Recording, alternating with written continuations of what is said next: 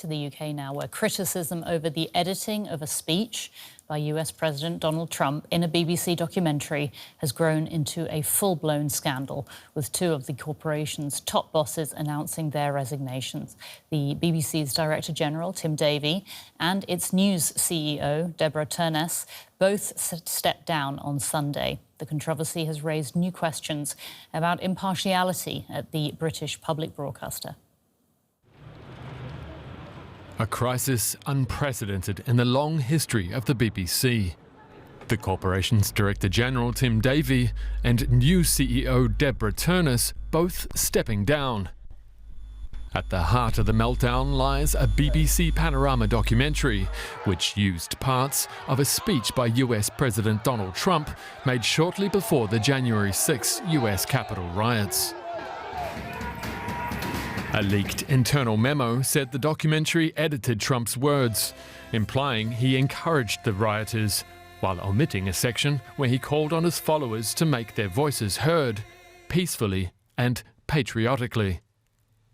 Trump responded to the resignations on his Truth Social platform. These are very dishonest people who tried to step on the scales of a presidential election. On top of everything else, they're from a foreign country, one that many consider our #1 ally. What a terrible thing for democracy. As a publicly funded broadcaster, the BBC is obliged by its charter to report impartially. But critics from both left and right have repeatedly accused the corporation of bias. While acknowledging mistakes, former new CEO Deborah Turness dismissed claims that the BBC is institutionally biased. I asked Birgit Maas, our correspondent in London, just how big a crisis this is for the BBC. It is a big crisis and definitely headline news here in the UK. The BBC is one of the most trusted news brands in the world. And in the UK, it's part of the fabric of democracy, and trust in the BBC sits at the heart of it. And that obviously builds on impartiality. So the suggestion that a mistake was made when President Trump's speech was reported, possibly inadvertently, but that somehow the truth was distorted, that is a grave mistake. And the question is why there was no apology, why this crisis was basically starting to unfold and now ends, maybe not ends, but now we have a new stage in this crisis with these two high-profile resignations. That's right, they really are very high-profile. So where did the pressure come from to force these two very senior bosses, the head of the BBC and the CEO of BBC News, where did the pressure come from to force them to resign?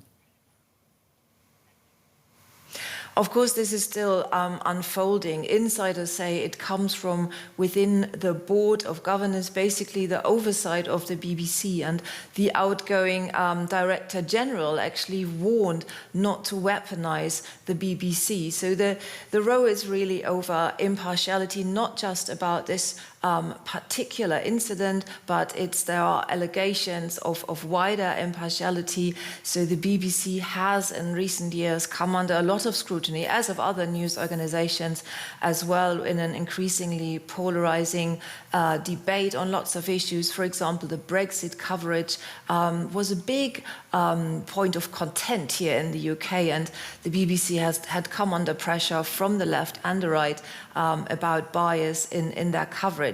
That then also continued when the Gaza conflict was reported on there as well. The Reuters Institute, which is based at Oxford University, said that the BBC has come under intense scrutiny, and there was accusations of bias from both sides.